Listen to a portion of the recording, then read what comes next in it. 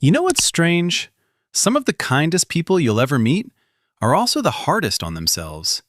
They'll forgive others instantly. They'll defend people who don't even deserve it. They'll show patience, empathy, understanding.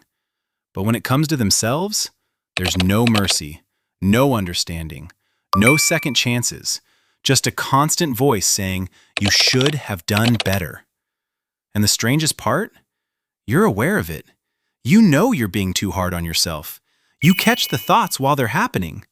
And still, you don't stop them. You replay things no one else even remembers. A sentence you wish you hadn't said. A look on someone's face you can't stop analyzing. A moment that lasted seconds, but stays with you for years. You go over it again and again, trying to fix something that already passed. Someone compliments you, and you feel uncomfortable. Almost suspicious, like somehow they're seeing something that isn't real. And instead of accepting it, you correct it, you downplay it, you laugh it off. Or worse, you turn it against yourself. Because deep down, you feel like if they really knew you, they wouldn't say that. Some people describe it perfectly. I can't even accept a compliment without feeling like I'm fooling people. And others say, nobody judges you as harshly as you judge yourself. And maybe the most honest one of all, I've lived with self-hate for so long, it feels like home. Even if it hurts. And when you look at the data, it's not just you. A huge percentage of people report feeling dissatisfied with themselves, their body, their personality, even their intelligence. But here's where it gets interesting. When those same people are asked to evaluate others, they're more generous, more patient, more forgiving, almost instinctively. Which means this isn't just low confidence, it's a pattern. So the question becomes, why do you give so much understanding to others, but almost none to yourself? The answer isn't that you're broken. It's not that you're weak. It's that your brain learned something very early on. That being hard on yourself would protect you. Your brain is wired with something called a negativity bias. It naturally focuses more on what's wrong than what's right. Because from an evolutionary perspective, missing a threat was dangerous. But missing something good? That didn't matter as much. So your mind adapted. It became better at spotting flaws than strengths. And over time, it started applying that same system inward. But here's the part most people don't realize. Your inner critic isn't trying to destroy you. It's trying to protect you from something. From embarrassment, from rejection, from failure. It's constantly scanning, asking, what could go wrong? What did you do wrong? What should you fix before someone notices? Not because it hates you, but because it doesn't trust the world to be kind to you. And the longer that pattern runs, the more it shapes your identity. You stop seeing it as a voice and start seeing it as who you are. That's when self-criticism stops feeling like something you do and starts feeling like something you are.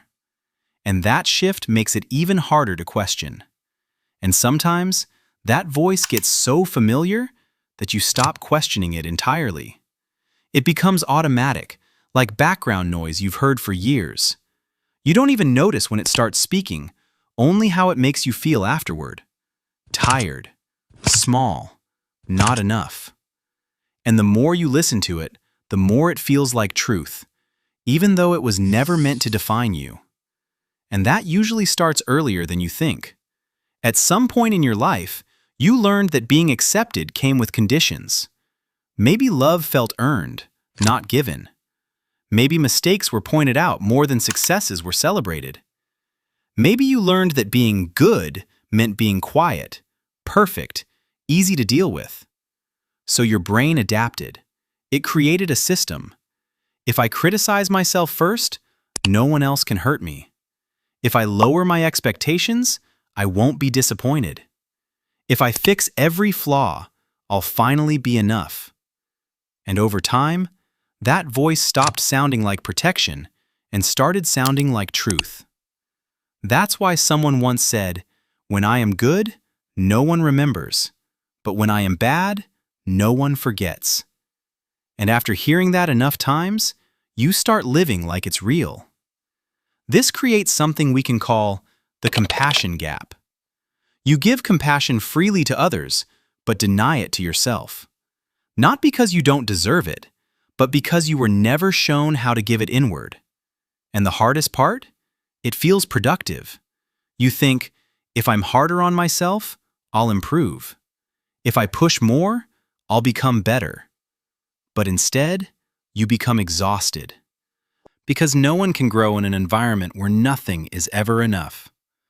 Some people describe it like this: I know everything I've done, every thought I've had, and that's why I'm harder on myself than anyone else.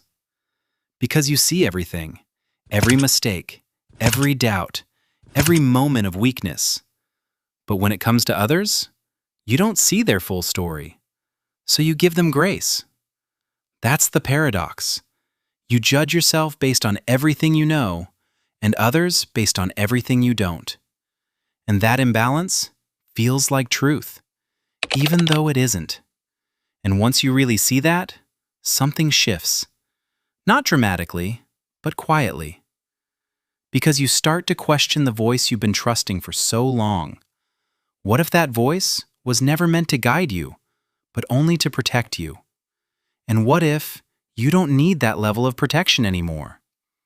What if you're allowed to exist without constantly correcting yourself? If this feels like something you've been carrying for a long time, tell me in the comments. What's one thing you're harder on yourself about than you would ever be on someone else?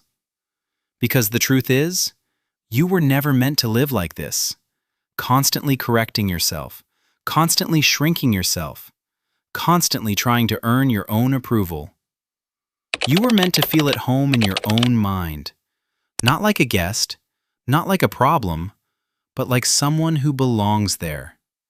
And maybe the goal isn't to silence that voice completely. Maybe it's just to stop treating it like the truth. To realize that the harshest things you say to yourself are not facts. They're patterns. And patterns can change. Slowly, gently, without force. Because the same kindness you give so freely to everyone else was never something you had to earn. It was always yours. You just forgot to give it to yourself.